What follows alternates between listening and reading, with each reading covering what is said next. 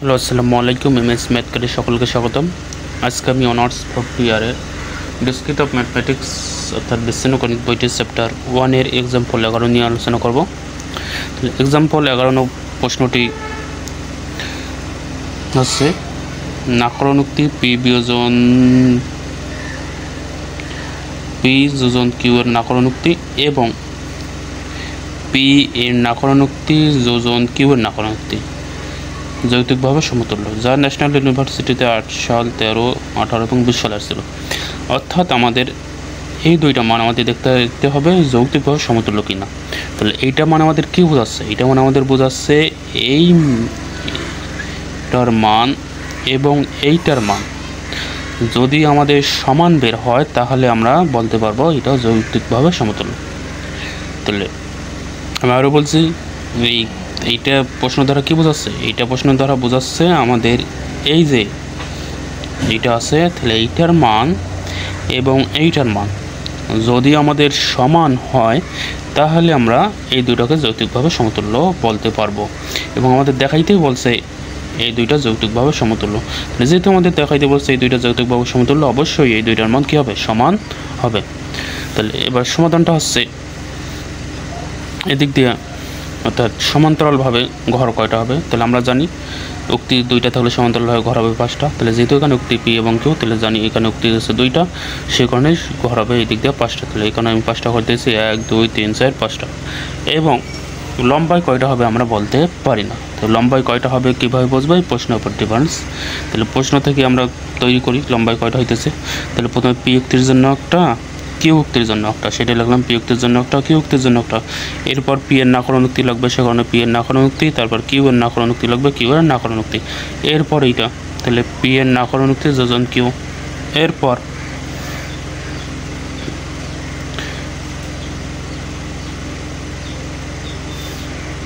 এখানে এর আগে, অর্থাৎ এইটার আগে এইটা আগে লিখেছি সুবিধার্থে। তাহলে পি এর নাকরণ উক্তি যোজন কিউ এর নাকরণ উক্তি।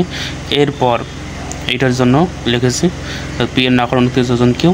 এরপর এইটার জন্য লিখেছি পি বিয়োজন এই যে এইটার নাকরণ উক্তি।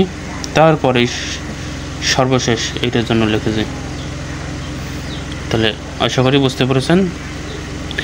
তাহলে আমাদের ঘর কয়টা হইতেছে লম্বা? 1, 2, 3, 4, 5, 6, 7, 8টা। তাহলে কেন 8টা হইলো? এই প্রশ্নের উপর ডিফেন্স করে। আশা করি বুঝতে পেরেছেন। তাহলে এখন আমাদের মান বসানোর পালা। তাহলে যেহেতু উক্তি দুইটা, সেখানে উক্তি দুইটা লিখে বললাম পি এবং কিউ। আমরা আগেই জেনেছি যদি উক্তি দুইটা থাকে তাহলে পি লেখার নিয়ম হলো প্রথম দুইটা সত্য, পরের দুইটা মিথ্যা। এবং কিউ লেখার নিয়ম হচ্ছে একটা করে সত্য, একটা করে মিথ্যা, অর্থাৎ টি এফ। আর পি এর ক্ষেত্রে দুইটা এফ। এবার পি এর নাকরণ উক্তি যদি বের করি তাহলে আমরা জানি বিপরীত হয়। তাহলে এখানে যেহেতু সত্য আছে সে কারণে হলো মিথ্যা, এখানে সত্য আছে সে কারণে মিথ্যা, এখানে মিথ্যা সে কারণে সত্য, এখানে মিথ্যা সে কারণে সত্য। অর্থাৎ টি থাকার কারণে এফ, টি থাকার কারণে এফ, এফ থাকার কারণে টি, আর এফ থাকার কারণে টি। এবার অনুভাবে কী করে নাকরণ উক্তি এইভাবে বের করবো। তাহলে টি আছে এ কারণে এফ হবে, এফ আছে এ কারণে টি হবে, টি আছে এফ হবে, এফ আছে টি হবে। অর্থাৎ সত্য থাকলে মিথ্যা হবে, মিথ্যা থাকলে সত্য হবে নাকরণ উক্তি। এরপর পি এর নাকরণ উক্তি যোজন কিউ এর নাকরণ উক্তি। তাহলে পি এবং কিউ, তাহলে এই দুটো নিয়ে আমাদের কাজ। তাহলে এই দুটোকে আমাদের যোজন করতে হবে। তাহলে যদি আমরা যোজন করি তাহলে আমরা যোজনে শিখেছি যদি সবগুলোই সত্য হয় তখনই সত্য, অন্যথায় মিথ্যা। তাহলে দেখুন তো এই দুইটায় সবগুলো সত্যকে কোনো জায়গায় আছে, এই জায়গায় আছে, সে কারণে কি এটা আমরা সত্য লিখতে পারি, আর বাকিগুলো কি মিথ্যা, সে কারণে বাকিগুলো মিথ্যার কারণে এখানে এফ, এখানে এফ, এখানে এফ, আর সত্যের কারণে এখানে টি। এরপর হচ্ছে পি এর নাকরণ উক্তি যোজন কিউ। তাহলে পি এর নাকরণ উক্তি যোজন কিউ বলতে কোনটা নিয়ে কাজ? এই পি এর নাকরণ উক্তি আর যোজন হচ্ছে কিউ, অর্থাৎ এইটা নিয়ে আমাদের কাজ। তাহলে এইটা নিয়ে আমাদের কাজ। তাহলে আমরা জানি যোজন উক্তির ক্ষেত্রে কি সবগুলো সত্য হইতে হবে। তো দেখেন তো এখানে সবগুলো সত্য আছে কিনা? আছে। কোথায় আছে? এই 3 নম্বর সবটাতে আছে সবগুলো সত্য।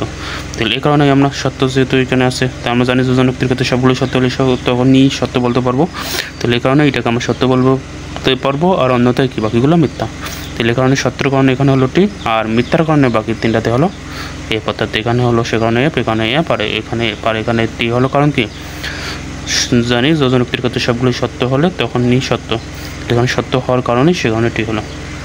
এবার আসি পি বিয়োজন পি যোজন কিউ এর নাকরণোক্তি, অর্থাৎ আমাদের কি এইটা আর এইটা নিয়ে কাজ, অর্থাৎ এই মানটা আর এই মানটা নিয়ে কাজ।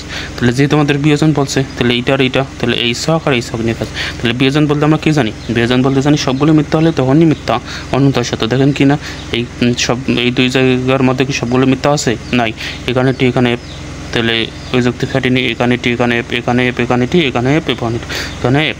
তাহলে আমাদের সর্বশেষ ছকের মানটা এই যুক্তির সাথে মিলেছে, অর্থাৎ বিয়োজন যুক্তির ক্ষেত্রে আমরা জানি সবগুলো মিথ্যা হলে তখনই মিথ্যা। তাহলে দেখেন এখানেও মিথ্যা, এখানেও মিথ্যা, এই দুইটাই মিথ্যা। তাহলে এই কারণে আমরা বলতে পারি এটাকে মিথ্যা। আর অন্যতায় কি সত্য? তাহলে অন্যতায় সত্য, তাহলে অন্যতায় সত্য, সে কারণে একটি দিলাম অপরে তিনটায়। আশা করি বুঝতে পারছেন। এরপর হলো পি বিয়োজন আর এইটার নাকরণোক্তি করার পর অর্থাৎ এই সম্পূর্ণটা নাকরণ, অর্থাৎ এইটার নাকরণোক্তি বের করতে হবে। তাহলে এইটা যে আমরা নাকরণোক্তি বের করি, তাহলে কি টি এর নাকরণোক্তি কি এফ, অর্থাৎ সত্যর নাকরণ মিথ্যা। তাহলে টি এর এফ অনুভাবিক টি আছে, সে কারণে এফ অনুভাবিক টি আছে, সে কারণে এখানে মিথ্যা আছে, এখানে হবে কি সত্য নাকরণ। তাহলে এফ আছে, এখানে হলো টি। তাহলে এখন আমাদের যেহেতু এখানে বলছে এইটা সমতুল্য কি না, তাহলে এখানে যেহেতু আমাদের দেখাইতে বলছে এই দুইটা সমতুল্য, তাহলে অবশ্যই সমতুল্য হবে, আমি আগেই বলেছি। তাহলে দেখেন, তাহলে এইটার মান আর এইটার মান দেখো সমান বেড়েছে। তাহলে দেখেন এই যে এইটা বলতে কি এই মানটা, আর এইটা বলতে কি সহজ ছকের মানটা। তাহলে দেখেন এই মানটা আর হচ্ছে এই মানটা, দেখেন তো সমান বের হয়েছে কিনা। দেখেন এখানেও এফ, এখানেও সরি এইটার ক্ষেত্রে এইটা, তাহলে এখানেও এফ, এখানেও এফ, আবার এখানেও এফ, এখানেও এফ, তাহলে এখানেও এফ, এখানেও এফ, এখানেও টি, এখানেও টি। অর্থাৎ আমাদের এই মানটা আমাদের প্রশ্নের সমান দেখাইতে বলছে। তাহলে আমাদের কি এই দুইটা মান তো সমান বের হয়েছে, তাহলে আমরা কি অতএব বলতে পারি এইটা আর এইটা কি সমতুল্য, কারণ যেহেতু এই দুটো সমান বের হয়েছে। তাহলে আমরা লিখবো অতএব যেহেতু যে এই মানটা এবং এই মানটা এর মান সমান বা একই, সুতরাং তাহলে নাকরণোক্তি পি বিয়োজন কিউ এর নাকরণোক্তি এবং পি এর নাকরণোক্তি যোজন কিউ এর নাকরণোক্তি বলতে পারি যৌতুকভাবে সমতুল্য দেখানো হলো।